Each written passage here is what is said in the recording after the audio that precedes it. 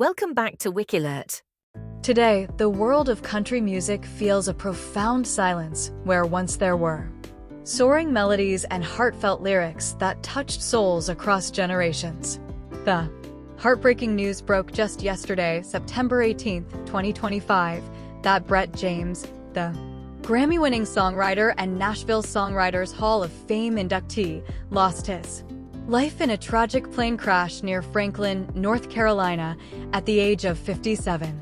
He was piloting a small-engine Cirrus SR22T aircraft registered in his name, Brett James Cornelius, when it went down around 3 p.m. Eastern Standard Time, west of Iotla Valley Elementary School and close to the Macon County Airport.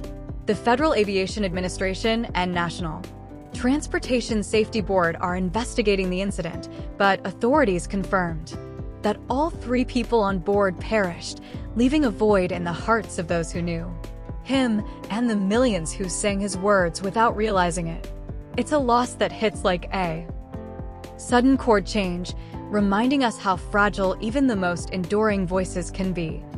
And as tributes flood in from fellow artists and fans alike, it's clear Brett wasn't just a hit-maker. He was a storyteller who wove hope and heartache into the fabric of American music.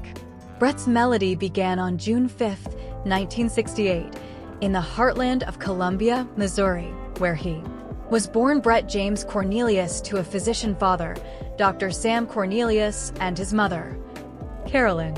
Life in that Midwestern town shaped his grounded spirit, a place of open skies and simple rhythms that would echo in his songs. As a teen, he moved to Del City, Oklahoma, graduating from Christian Heritage Academy in 1986, where his love for music started to take root amid the chaos of young dreams.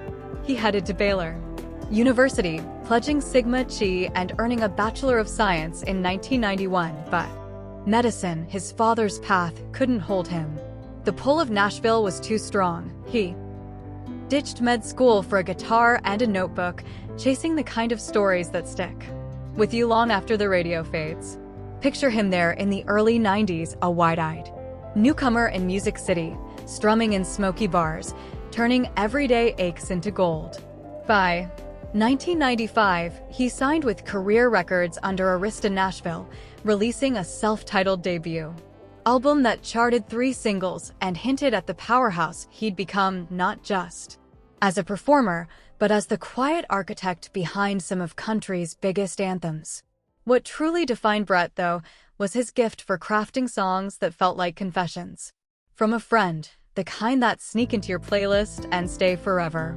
He penned over 494 recordings, but it was the hits that lit up the charts, co-writing Carrie Underwood's Jesus, Take the Wheel in 2005, a gospel-tinged plea that rocketed to #1 on the Billboard Hot Country Songs chart, earning him a Grammy for Best Country Song in 2006 and becoming a crossover phenomenon that spoke to faith and fragility. Or When the Sun Goes Down for Kenny Chesney and Uncle Kracker, a sun-soaked ode to fleeting moments that captured summer's bittersweet edge. He shaped careers too, producing Jessica Simpson's Do You Know, Taylor Swift's re-release debut, and Kip Moore's Up All Night, and twice snagged ASCAP's Country Songwriter of the Year. By 2020, his legacy earned him a spot in the Nashville Songwriters Hall of Fame, though the pandemic delayed the ceremony until 2021. That same year, he dropped I Am Now, his first self-written artist album in over 2 decades, with the single True Believer, proving his fire hadn't dimmed. He served on the boards of the Country Music Association and Recording Academy, owned Kornman Music Publishing, and mentored the next wave, always with that easy laugh and a belief that the best songs connect on an emotional level, like a late-night drive with the windows down. Family was Brett's quiet harmony, the steady beat beneath the spotlight's glare.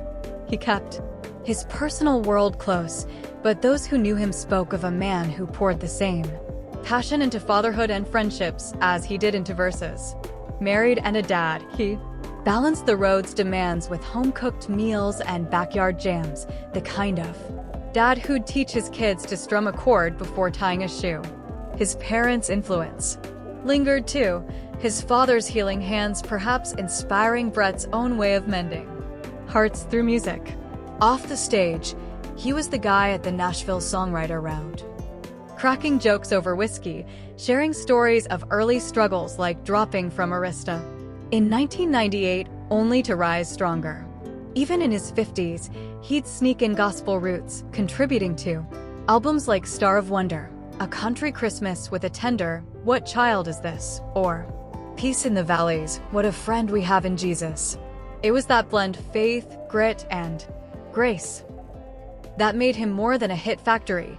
He was a bridge between the old guard and the new, advocating for songwriters in boardrooms and back porches alike. Financially, Brett lived with the comfortable humility of a Nashville lifer, his net worth likely settling around $5 to $10 million, built from royalties on those timeless tracks, production credits, and Cornman Music's steady flow. It wasn't flashy yachts or private jets, ironic, given yesterday's tragedy, but smart investments in the craft he loved, like funding young writers or that long-awaited solo album. He poured it back into the community, serving on panels and pushing for fairer cuts in an industry that chews up dreamers. Compared to pop's billionaires, it was modest, but for Brett, wealth was measured in the lives his songs touched. The single mom blasting Jesus, Take the Will on her commute, the couple slow dancing to When the Sun Goes Down at their wedding. What lingers most are the little stories that paint Brett in full color, the ones that make his absence ache like an unfinished chorus. Friends recall how he'd linger after a writing session, turning a casual chat into a co-write that sparked magic, or that time in 2016, when he celebrated #1s for Heartbeat and Church Bells with collaborators like Ashley Gorley and Hillary Lindsay, toasting not the sales, but the shared spark. Carrie Underwood, who owed so much to his pen, once said his words gave her a voice for the unspoken, a quiet power that carried her through her own storms. Even in his final flight, bound for who knows what inspiration, he was chasing the next verse.